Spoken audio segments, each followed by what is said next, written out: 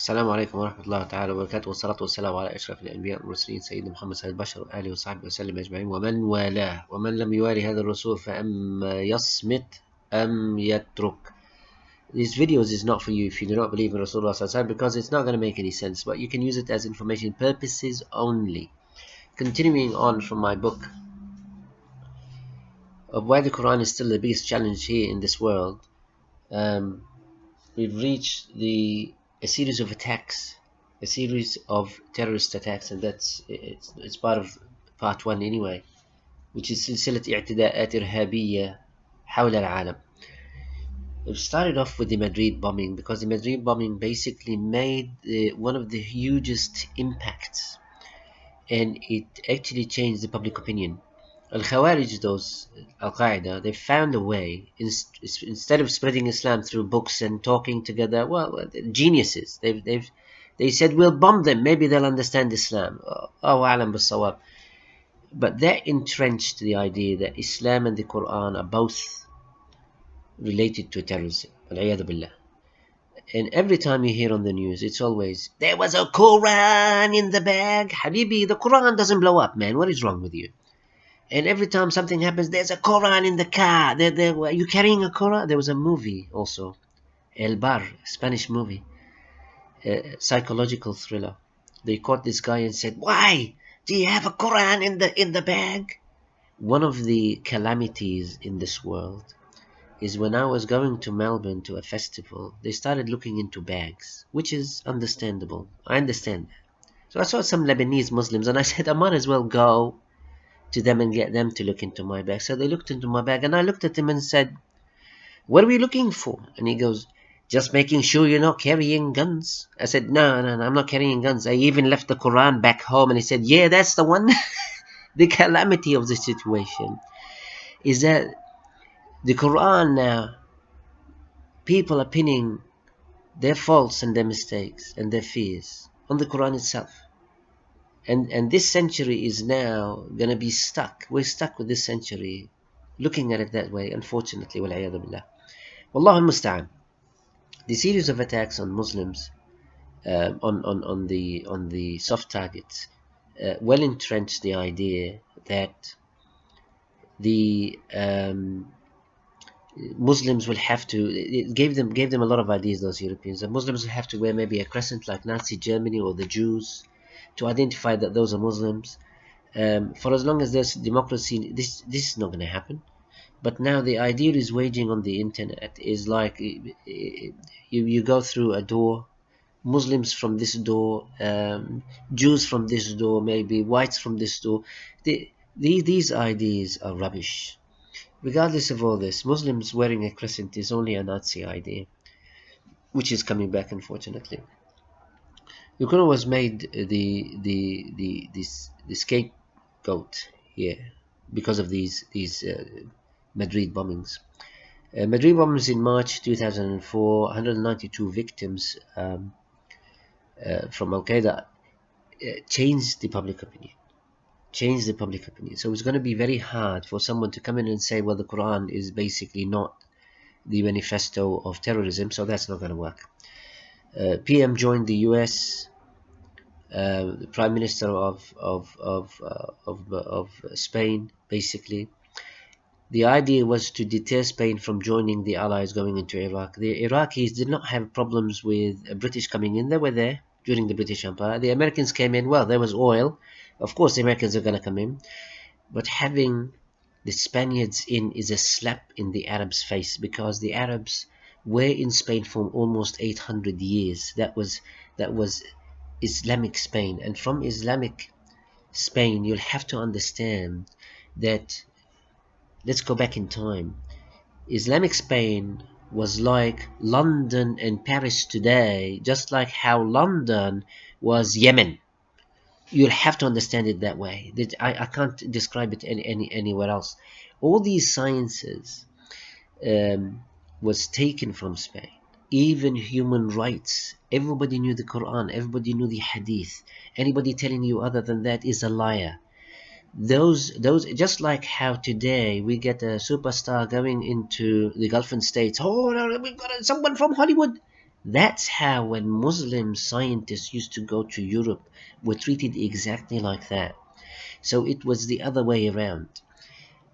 Um, After the Madrid bombing, there was the London bombing. That's wanted Al Qaeda. Unfortunately, they just they're very close-minded. They thought they can change public opinion in London. Dude, London has been going there. The British have been going for the past 1,000 years, and we have a long history with the British anyway. So a couple of bombs is not going to change that. IRA would have actually changed their opinion anyway. July 7th, there was the London bombing. Experts they're the experts in IRA bombing and terrorism and counter-terrorism anyway. That didn't change any of the public opinion. In fact, Khan is still the Muslim mayor of London, and it was totally different. London is very different. London's taste is very different.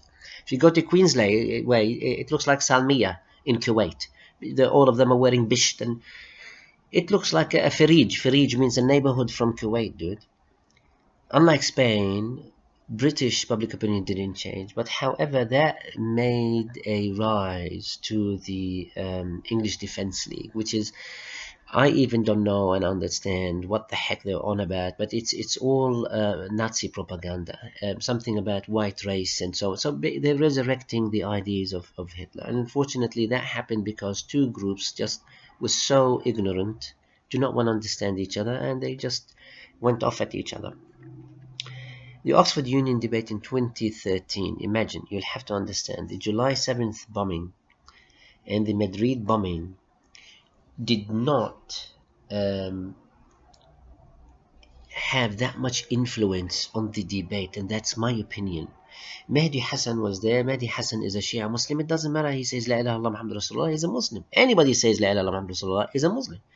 The trick is how to convince this Muslim that this fellow is a kafir. If you can convince him that way, you can convince him that any Muslim is a kafir. It can't be happening. Ahl Sunnah wal Jama'ah stick to La ilaha illallah Muhammad Rasulullah. End of story. Mehdi Hassan basically led a very good debate. In my opinion, the results as written here, 286 is Islam is the religion of peace versus 168. The difference is about 118. Now, let me tell you this. If this debate were any time within the small period of the London bombing or the September 11th, the results might differ. 118 people 118 people going on as a difference is not much of a difference, and that's my only opinion. You have to understand also, the Oxford debate had, if it went for Mehdi Hassan, he did a good job, but you had on the other side a politician and an Oxford professor, and everybody was going, dirty secret, there's a dirty secret, Habibi, tell us the dirty secrets for the God of Kaaba, tell us. Every time somebody comes in and says, dirty secret, Islam has got a dirty secret. Where is the dirty secret? Where's the dirty secret?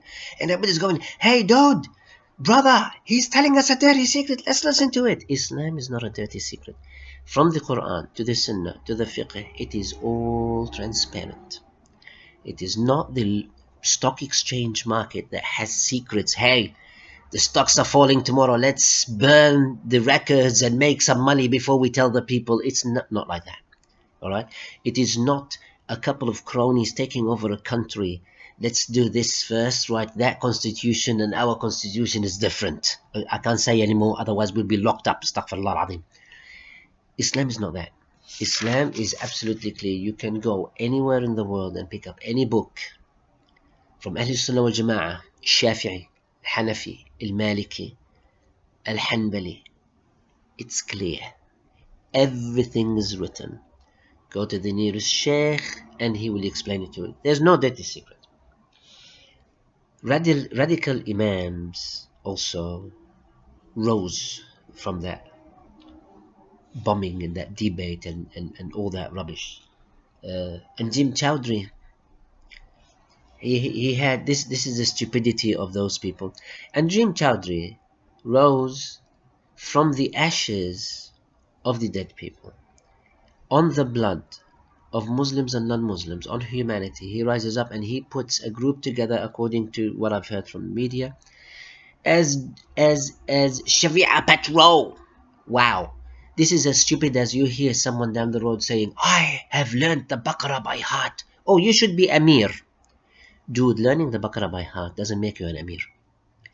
Learning the Baqarah by heart, Surah Al-Baqarah, took Sayyidina Abdullah bin Umar bin Khattab radiallahu anhu 6 or 9 years, and this is written in Al-Muwatta of Al-Imam Malik. And this means learning all the jurisprudence of it. Al-Fiqh Al-Islami min Surah Al-Baqarah. Not just, you can go in a week, bang, you've learnt it. Are you an Amir? I don't think so. I don't think so. You can learn by heart the poetry of Abu Tammam and Al-Mutanabbi, and doesn't make you a buff in Arabic poetry or Arabic literature. So my opinion was like, what's the English doing? The media pounced on this and said, well, look at what the Muslims are doing. Habibi, Muslims, yes, but they're not from my denomination. They're not Ahl Sunnah wal Jama'ah.